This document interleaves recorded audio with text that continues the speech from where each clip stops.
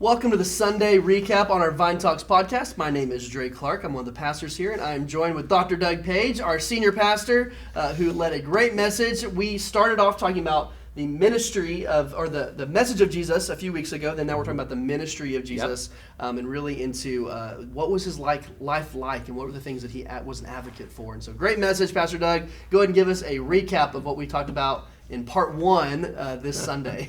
That's right. So we looked at the ministry of Jesus and really looked at the way that he did things. Talked a little bit at the beginning about major movements, mostly in the United States, but one in South Africa, and what caused those things. But really wanted to look at the ministry of Jesus, because when you look at the ministry of Jesus, you talk about a movement that truly changed the world even today. That was sort of the approach that I took. But I really wanted to look at a couple of different weeks so that we could go through it. But a lot of the things this week were more familiar, like, we know that he was a personable God. He also had purpose. I mean, he had the will of God. That's what he wanted to do. When you look at the things, he says, I'm not here for my own will, but for the will of God, which you could unpack even a little more there. But he definitely had that purpose. He was relational, so he was around others. He got out and about. I looked specifically about how he took the big crowd and made it smaller, because you have the disciples. I didn't get a chance to go into that. You had the three that he actually showed a little bit more. Like inner circle. Right, exactly. And so you see that, but it's a great way. He was in the lives of people, and he built relationships, and talked a little bit about in our church and how small groups, I think for like 3 weeks in a row now, we've talked about the importance of small groups and being involved in that. And so talked about that a little bit, and then talked about how he was inclusive and how it doesn't matter. And we talked about it in our church. We have a big back door, our front door, let everyone come in. But when they're here, we're going to teach them the truth of God and look through Scripture. But we want anyone to be able to feel like they can be welcome at this place. So we talked about how Jesus was inclusive with people, whether it was a Samaritan or an outcast in another form or fashion. I talked a minute about the leper. I mean, everybody around is screaming unclean as they walk near a leper. And Jesus does the opposite. The leper comes to him, and instead of going, nope, get away from me, unclean, man, he touches him and heals him, which is crazy. So he was inclusive in that way. And then the last thing I mentioned is his compassion. And there are many different ways that we can look at the compassion of Jesus and how he just cared for those around him. But one of the things I talked about is when you put all these things together, Jesus in his ministry, he went about, as Scripture says in Acts 10, doing good. He was a benefactor. He did good things. So whether someone in the community would say he is God or not at that moment, what they do know is Jesus during that time absolutely did good for his community and all those around him. And so that's really what I was trying to establish this week, just so we could kind of get a picture of how he just kind of flowed with it. He didn't just stand up on a mountain and preach. He did a lot of different other things too. So that's kind of a summary of that. And then I asked a question when it really came to us. Are we committed? Are we consumers? Because there's a difference between a committed relationship and a consumer relationship. In that a consumer is someone who, as long as you're making me happy, as long as you're satisfying me, man, I'm going to keep going there. It's like if you go to a grocery store and you go to the same one over and again, and then they get to where they just don't sell that item you love. You go somewhere else, right? You're not committed to that store. You're a consumer. And so church is not to be that way. So the question is are we committed to Jesus and his church? Are we simply, consumer? As long as I feel good. You even hit that in John, is it 6, where that's exactly, you're talking about the ministry of Jesus, and you see this moment where, Jesus is doing a lot of different styles, a lot of different ways of ministry, big crowds, small crowds, individuals, people that are on the lower end, the higher end of society.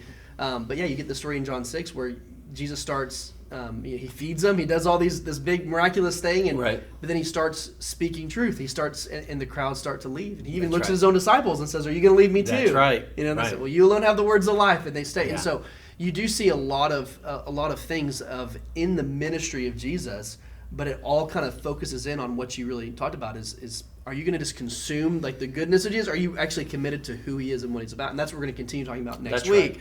But a lot of little one points, the will of God and the purpose. I think that's a huge one. A lot of people are looking for purpose. The relational side.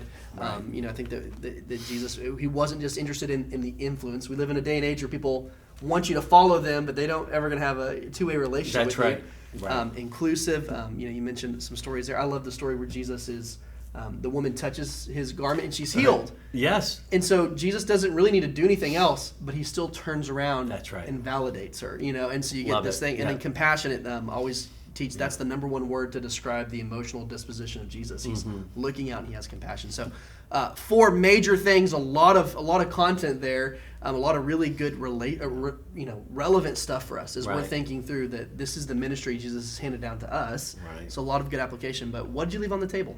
Well, I would say that I could have just gone even further with each one. Yeah. But when we look at those 4, I think those are the ones, if people are going to raise their hand, if you ask the question, tell me what you know about Jesus. Yeah. I mean, people that don't even know much about Scripture, but they've heard of Jesus, would say he's relational, he's compassionate. Yeah. And I think I could have built more of a seeker sermon in that. I was really talking about let's find some common ground here and let's talk about that. But we have mostly believers in our congregation, or at least those who profess that, or know a little bit more about Jesus. But it would have been fun, though, in a different context, to just go think about those things.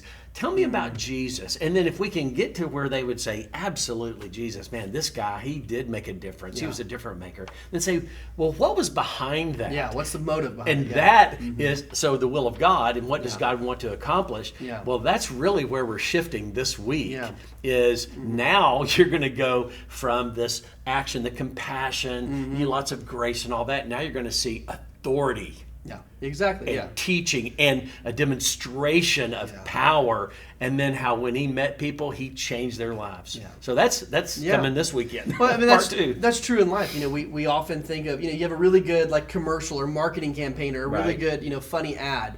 The thing is never the thing that draws you in. The ad that's there to get you to look at the real thing, the product. What is behind this? And so in many ways, you're right. A lot of what Jesus is doing in his ministry is to get people to see the heart of what he's trying to do. And even we talked about that story in John 6. That's the goal. Right. Are you want me for the miracles and for the food and for the for the good time, or do you really actually want to see what I'm really doing here, what I really have to offer? And so, a lot of these things are attractive. They're very, like you said, front door invitational. Right.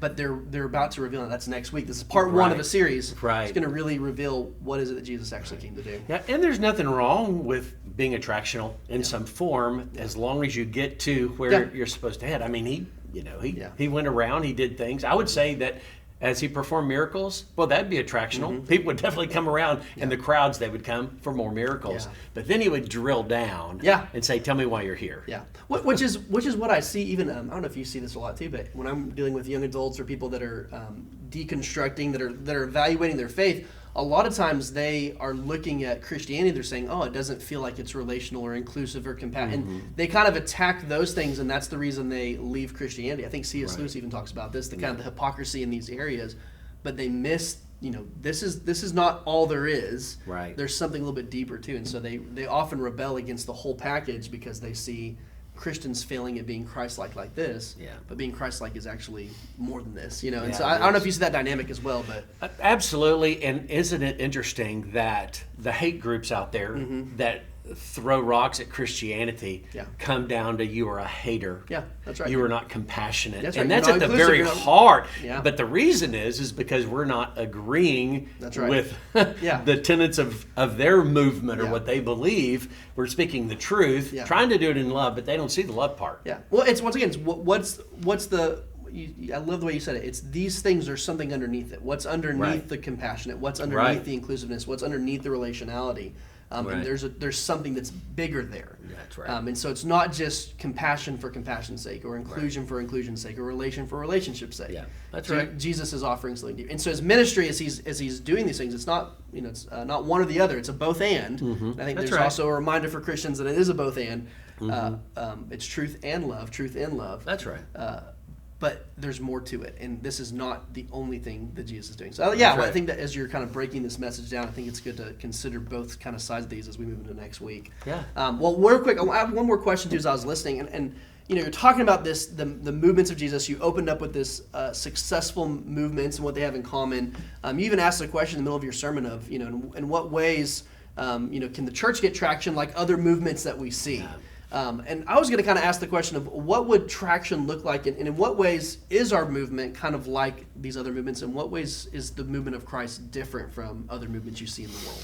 Yeah, so I quoted this guy, Greg Sattel, from the Harvard Business Review. I want to give him full credit for this as he wrote this article.